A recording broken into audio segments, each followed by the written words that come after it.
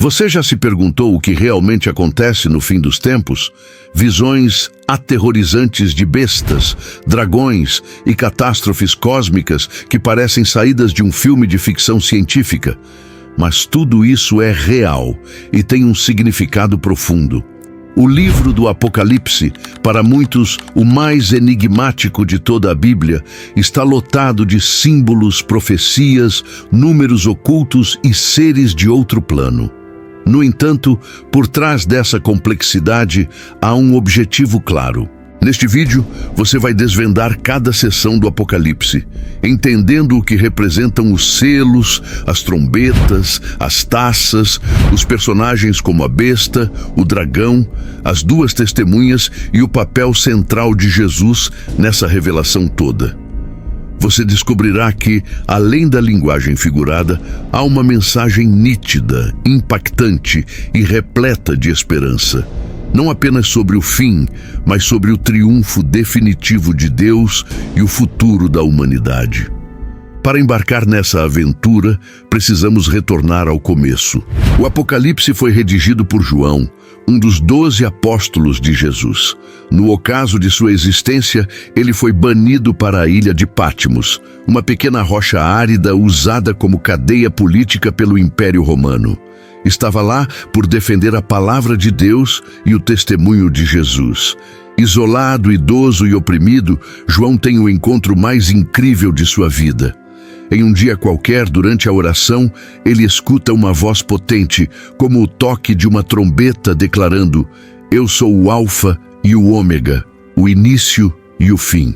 Ao virar-se para identificar a origem, João tem uma visão arrebatadora. Ele contempla Jesus em glória, não como o homem humilde que percorreu as vias da Galileia, mas como o Senhor ressuscitado, elevado, transbordante de esplendor. Seus olhos flamejam como fogo, sua voz ecoa como o rugido de muitas águas. Sua vestimenta é branca como a luz, e em sua mão há 7 estrelas. Na boca, uma espada cortante. É o Cristo vitorioso que superou a morte e governa para sempre. João desaba como se estivesse morto aos seus pés, mas Jesus o toca e diz: "Não temas, eu sou o primeiro e o último. Estive morto, mas agora vivo eternamente. Registra o que verás a seguir." Dali em diante, João recebe uma sucessão de visões e recados que compõem o livro do Apocalipse. Não se trata de um texto ordinário, é uma revelação. E esse termo é crucial. Apocalipse deriva do grego apocalipsis, que significa desvelar, remover o véu, expor o que está oculto. Em resumo, o propósito do Apocalipse não é ocultar, mas expor. Expor Jesus em sua majestade, expor o projeto de Deus para a história, expor os eventos dos dias finais e demonstrar que, por mais turbulento que tudo aparente, o Cordeiro ocupa o trono e, no desfecho, ele prevalece. Antes de desvelar os eventos derradeiros, Jesus envia mensagens específicas às 7 igrejas da Ásia. Cada uma simboliza uma condição espiritual distinta. Algumas resistiam apesar da opressão. Outras estavam mornas, degeneradas ou complacentes. Em cada epístola, Cristo elogia, repreende e oferece promessas eternas. Mas essas cartas não são meros registros históricos. Elas servem como reflexos para a igreja em todas as eras, uma preparação espiritual, pois algo imenso estava por vir. João então avista uma porta aberta no céu. Ele é elevado em espírito e conduzido perante o trono de Deus. Lá não há desordem nem tumulto. Há harmonia. Um trono no epicentro de tudo, cercado por trovões, raios e um arco-íris radiante. Ao redor, 24 anciãos depõem suas coroas, e 4 seres viventes, com faces simbólicas de leão, touro, homem e águia, não param de proclamar: "Santo, Santo, Santo é o Senhor Deus Todo-Poderoso, que era, que é e que virá." No coração dessa glória há um livro, um pergaminho lacrado com 7 selos, e uma questão ressoa pelo céu: quem é digno de abrir o livro e romper seus selos? João começa a soluçar. Ninguém, nem no céu, nem na terra, nem sob a terra é considerado digno. Mas um dos anciãos intervém. Não chores, eis o leão da tribo de Judá. Ele triunfou para abrir o livro. E João olha, mas não vê um leão. Vê um cordeiro como se houvesse sido sacrificado, porém vivo. O cordeiro avança ao trono e pega o livro da mão direita de Deus. Nesse instante, o céu irrompe em adoração. Milhões de anjos entoam: digno é o cordeiro que foi morto de receber poder, riquezas, sabedoria, força, honra, glória e louvor. Porque só ele é digno. Só ele pode desvendar os mistérios da história. Só ele detém o poder de revelar o fim e guiar o mundo à vitória final. O cordeiro segura o livro. Ele inicia a quebra dos 7 selos que protegem os segredos do destino terrestre. Ao romper o primeiro selo, emerge o primeiro cavaleiro. Sobre um cavalo branco, ele porta um arco e ganha uma coroa. Muitos o confundem com Cristo, mas esse cavaleiro simboliza conquista, dominação, a ambição por poder camuflada de paz. É o começo de uma cadeia que expõe a verdadeira essência da humanidade sem Deus. O segundo selo é rompido e o segundo cavaleiro surge. Ele monta um cavalo vermelho como sangue, recebe autoridade para remover a paz da terra e com uma espada imensa provoca guerra, violência, conflitos entre povos, nações e famílias. O terceiro selo se abre e um cavalo negro aparece. O cavaleiro segura uma balança. Representa escassez, fome, desequilíbrio econômico. Os preços dos alimentos disparam. A injustiça prevalece, enquanto vinho e azeite, emblemas de luxo, permanecem intocados. Pobreza para a maioria, opulência para poucos. O quarto selo revela o cavalo pálido, de tom esverdeado como cadáver. Seu cavaleiro se chama Morte, e o Hades o acompanha. Eles ganham poder para eliminar um quarto da terra via guerra, fome, pragas e feras. Cada cavaleiro reflete forças já operantes no mundo, mas que se agravarão no tempo final. Elas não atuam sozinhas, são liberadas com a aprovação de Deus como julgamento sobre a humanidade insubordinada. Ao romper o quinto selo, João avista sob o altar as almas dos mártires, os que foram assassinados por causa da palavra de Deus. Eles suplicam por justiça, indagam até quando e recebem túnicas brancas, sendo confortados com a garantia de que o momento do julgamento se aproxima. O sexto selo é rompido e o cenário vira cósmico. Ocorre um grande terremoto, o sol escurece, a lua fica como sangue e as estrelas despencam do céu como figos verdes balançados. O céu se recolhe como um rolo e toda montanha e ilha é deslocada. Os reis da terra, os magnatas, os ricos e os poderosos fogem para se ocultar e clamam: caiam sobre nós montanhas, escondam-nos da face daquele no trono e da ira do Cordeiro, pois o grande dia do julgamento chega, e quem resistirá? Mas antes do sétimo selo ser rompido, algo intervém. Deus determina uma interrupção. Antes que o sétimo selo inicie novos julgamentos, João observa uma pausa, um instante de trégua. Antes que os ventos da devastação atinjam a terra, Deus ordena que seus servos sejam assinalados. 4 anjos posicionam-se nos 4 cantos da terra, prontos para soltar os ventos, símbolos de julgamento. Mas outro anjo surge do oriente com um selo na mão e brada: não prejudiquem a terra, nem o mar, nem as árvores, até selarmos os servos do nosso Deus em suas frontes. Então, João escuta o número dos selados: 154.000. 12.000 de cada tribo de Israel. Eles são mostrados como servos leais, marcados com o selo de Deus, protegidos em meio ao tumulto. Mas em seguida, João contempla algo maior, uma imensa multidão inumerável. Pessoas de todas as nações, tribos, povos e línguas, postadas diante do trono e do Cordeiro, trajadas de branco, e com palmas nas mãos.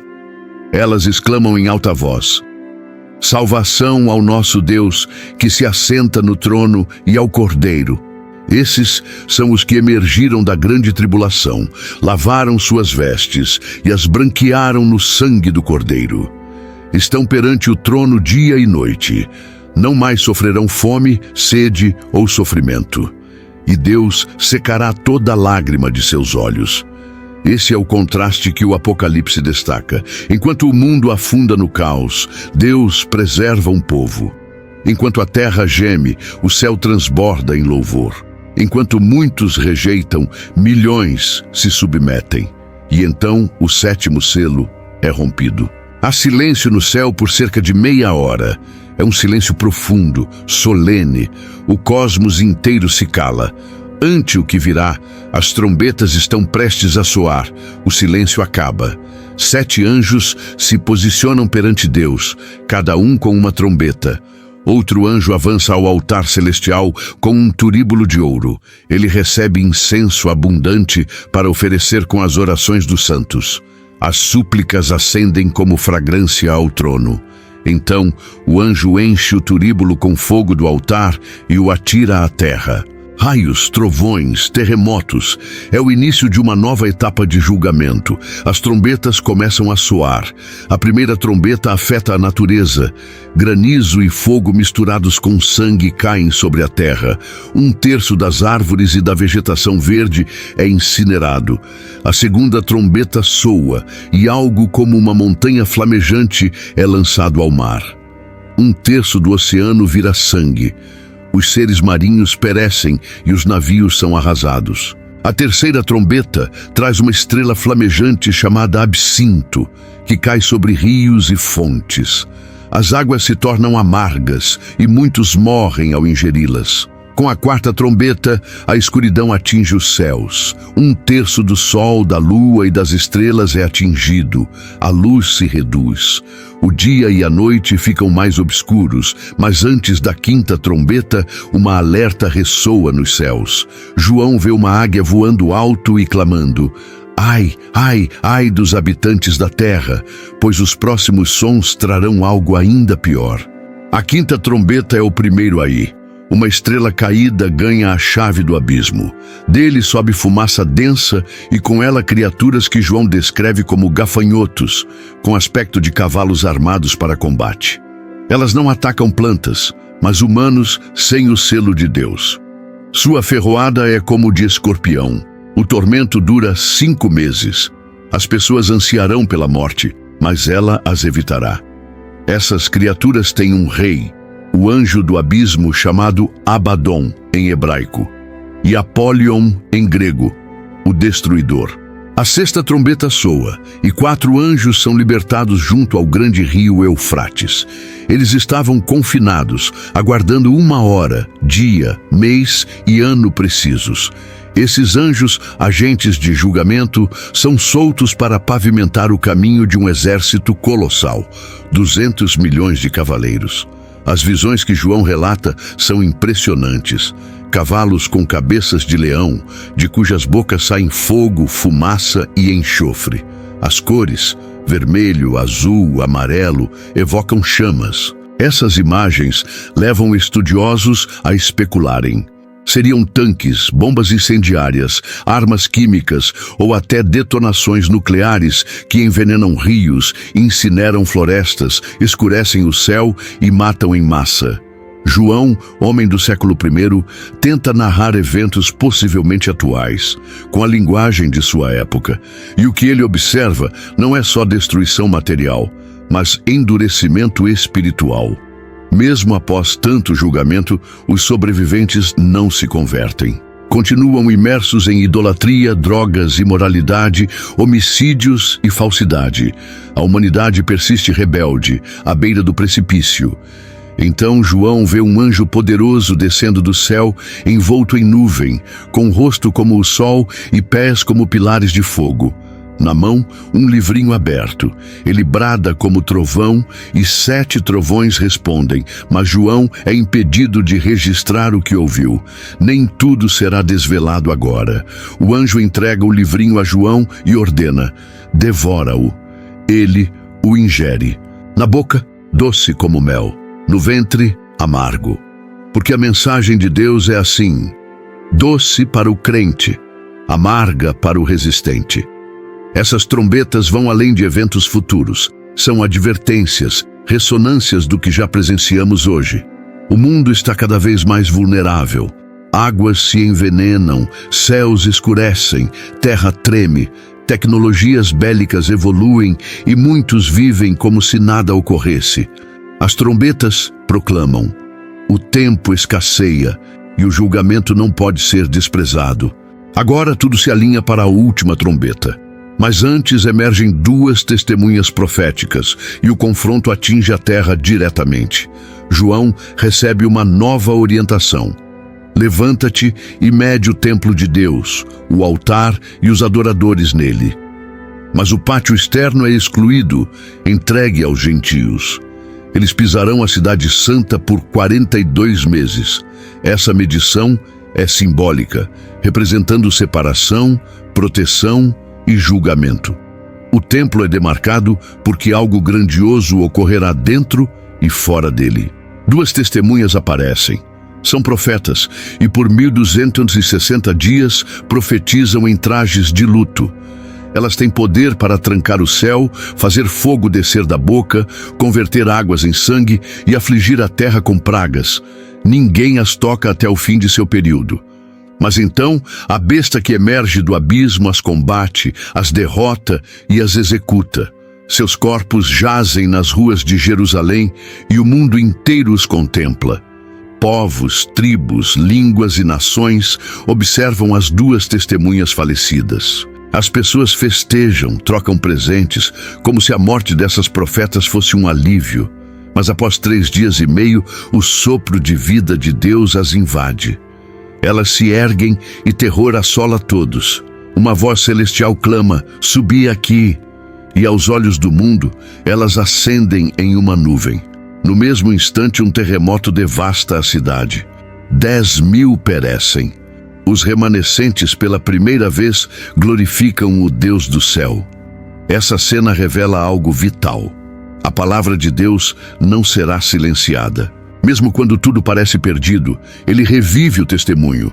E sim, o mundo já experimenta dias em que se tenta abafar profetas, calar a verdade, ridicularizar a fé. Mas no fim, Deus sempre tem a palavra final.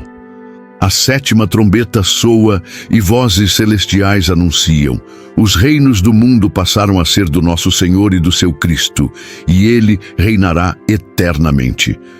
Os 24 anciãos se prostram e adoram. O templo de Deus se abre no céu e a arca da aliança se manifesta. Raios, vozes, trovões, terremoto e granizo intenso preenchem o ar. O Apocalipse altera o tom. Daqui em diante, João verá os bastidores espirituais dos eventos visíveis, pois a guerra iminente inicia no céu. João avista um grande sinal celestial. Uma mulher vestida de sol, com a lua sob os pés e uma coroa de 12 estrelas na cabeça. Ela está grávida, geme com dores de parto e anseia pelo nascimento. Logo surge outro sinal. Um dragão vermelho colossal com 7 cabeças, 10 chifres e 7 coroas nas cabeças. Sua cauda varre 1/3 das estrelas do céu e ele se posta diante da mulher, pronto para devorar o filho ao nascer. A mulher dá à luz um filho homem, destinado a reger as nações com cetro de ferro. Mas antes que o dragão o atinja, o filho é elevado a Deus e ao seu trono. A mulher foge ao deserto para um refúgio preparado por Deus, onde é nutrida por 1260 dias. Então, uma batalha eclode no céu. Miguel e seus anjos combatem o dragão. O dragão e seus anjos resistem, mas são derrotados, expulsos do céu e atirados à terra. O dragão é identificado, a serpente ancestral chamada Diabo e Satanás, o iludidor do mundo inteiro. Agora ele está enfurecido, ciente de que seu tempo é curto. No céu, uma voz potente declara: chegou a salvação, o poder e o reino do nosso Deus e a autoridade do seu Cristo, pois o acusador dos irmãos foi expulso. O dragão persegue a mulher, mas ela ganha asas para voar ao deserto. Ele tenta aniquilá-la, expelindo um rio de água da boca, mas a terra auxilia a mulher, abrindo-se e absorvendo o rio. Enraivecido, o dragão direciona sua fúria aos outros filhos da mulher, os que obedecem aos mandamentos de Deus e mantêm o testemunho de Jesus. Essa visão é alegórica, mas profunda. A mulher simboliza o povo de Deus, o filho homem, o Messias, o dragão Satanás, que sempre buscou obstruir o plano de salvação, mas fracassou. Agora ele assedia os seguidores de Cristo. E hoje essa assédio persiste não só com violência, mas com ilusões, distrações, seduções e ensinamentos falsos. A guerra espiritual que João viu no céu desceu à terra, e a visão seguinte revela quem no mundo servirá de instrumento ao dragão. João presencia um novo quadro. Ele vê emergir do mar uma besta feroz com 7 cabeças e 10 chifres. Sobre os chifres, 10 coroas, e nas cabeças nomes blasfemos. Ela assemelha-se a um leopardo, tem pés como de urso, boca como de leão. O dragão, Satanás, lhe concede poder, trono e vasta autoridade. Uma das cabeças parece fatalmente ferida, mas se recupera. O mundo se espanta com a besta. As pessoas exclamam: quem se compara à besta? Quem pode lutar contra ela? Ela ganha autoridade por 42 meses. Abre a boca para blasfemar contra Deus, seu nome, seu santuário e os celestiais. E obtém poder para guerrear contra os santos e superá-los. Todos sem o nome no livro da vida do Cordeiro a idolatrarão. Essa besta não é só um regime político ou espiritual. Ela representa também um líder final que surgirá nos dias derradeiros com poder, carisma e fachada de paz. Mas sob seu discurso atraente está o espírito da falsidade. Ele é o anticristo, o maior antagonista de Cristo antes do retorno glorioso do Rei. João então vê uma segunda besta vinda da terra. Ela tem 2 chifres como de cordeiro, mas fala como dragão. Parece inofensiva, mas serve ao diabo. É ela que promove a adoração à primeira besta. Realiza prodígios grandiosos. Até fogo cai do céu perante os homens. Com milagres, engana os terráqueos. Ordena a criação de uma imagem da primeira besta e dá vida à imagem para que fale. E quem se recusa a adorá-la é executado. Essa segunda besta é o falso profeta. Ele não comanda, mas influencia. Não lidera tropas, mas manipula mentes. Mescla religião com idolatria, crença com ilusão e prepara o mundo para se prostrar ao anticristo. É o falso profeta que impõe a marca. Exige que todos, humildes e elevados, ricos e pobres, livres e servos, recebam uma marca na mão direita ou na testa. Sem ela, ninguém compra ou vende. E aqui reside a sabedoria. Quem tem discernimento, calcule o número da besta, pois é número humano, e seu número é 666. Essa seção do Apocalipse é uma das mais discutidas e temidas. A besta, o falso profeta e a marca formam uma trindade satânica, uma imitação falsa que domina temporariamente, iludindo massas. E sim, em nossos tempos, já vemos germes de um mundo cada vez mais monitorado, controlado, digitalizado e hostil à fé. Mas o Apocalipse recorda: quem pertence ao Cordeiro nunca será enganado, e enquanto a terra segue ludibriada, o céu se apronta para o veredito. Após as visões da besta e da marca, João vê outro sinal. Um anjo proclama em voz alta: caiu a grande Babilônia. A Babilônia no Apocalipse simboliza um sistema global de corrupção, lascívia, idolatria e tirania. Ela é descrita como prostituta, sentada sobre muitas águas, trajada de púrpura e escarlate, enfeitada com ouro e joias. Embriagou as nações com o vinho de sua fornicação. Comércio, sensualidade, poder, religião deturpada, tudo entrelaçado. Ela persegue os santos e se inebria com o sangue dos mártires, mas sua ruína é inevitável. Em 1 hora apenas, sua destruição chega. Reis, mercadores e navegantes lamentam por ela, não por remorso, mas por perdas financeiras.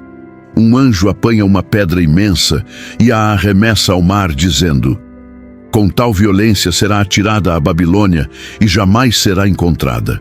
Então o céu explode em júbilo. Uma multidão exulta.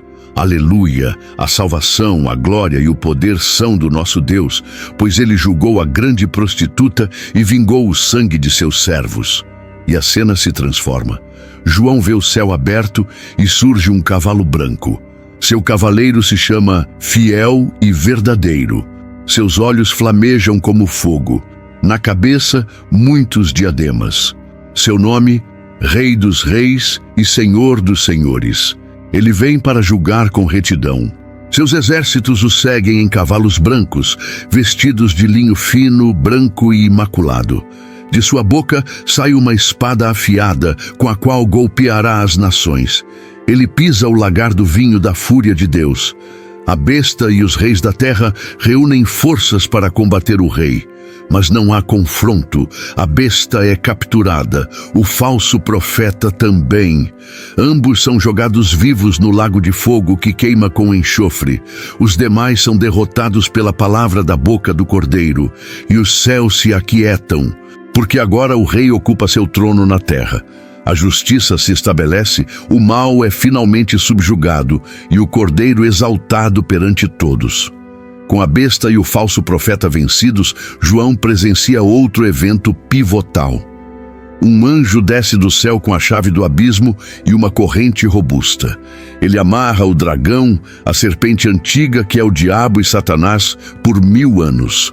Nesse período, ele é lançado no abismo e lacrado para não mais seduzir as nações. Então inicia o milênio, 1000 anos de paz, equidade e reinado de Cristo.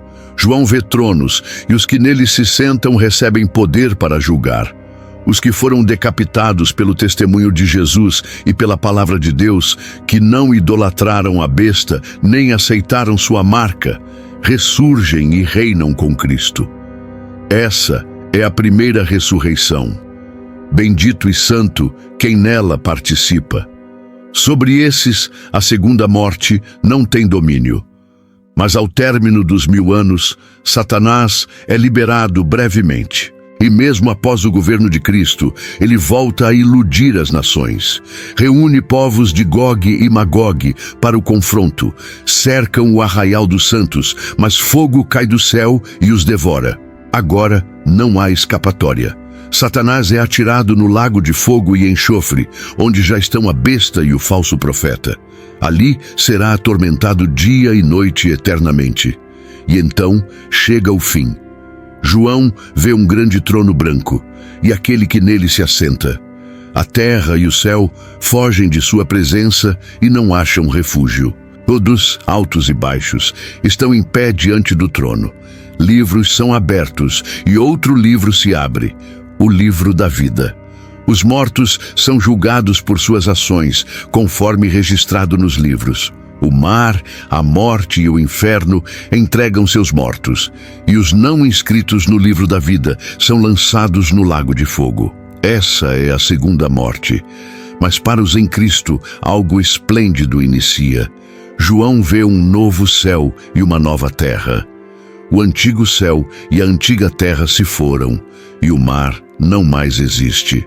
A nova Jerusalém desce do céu de Deus, ataviada como noiva para o esposo, e uma voz potente diz: Eis o tabernáculo de Deus com os homens. Ele morará com eles, e eles serão seu povo, e Deus mesmo estará com eles. Não haverá mais morte, luto, dor ou choro. Aquele no trono proclama: Eis que renovo todas as coisas. E assegura com autoridade: Está consumado. Eu sou o Alfa e o Ômega, o início e o fim. A cidade é de ouro puro como cristal. Não há templo nela, pois o Senhor Deus Todo-Poderoso e o Cordeiro são seu templo. A glória de Deus a alumia, e o Cordeiro é sua luz. Ali não haverá noite, e seus servos o servirão. Verão sua face e reinarão pelos séculos. E João, após tudo visto, ouve as derradeiras palavras do Cordeiro. Eis que venho logo. Bem-aventurado quem guarda as palavras desta profecia. Quem tem sede, venha, e quem desejar, tome gratuitamente a água da vida. Sim, venho em breve. E a voz da igreja e do Espírito ainda ecoa: Vem, Senhor Jesus.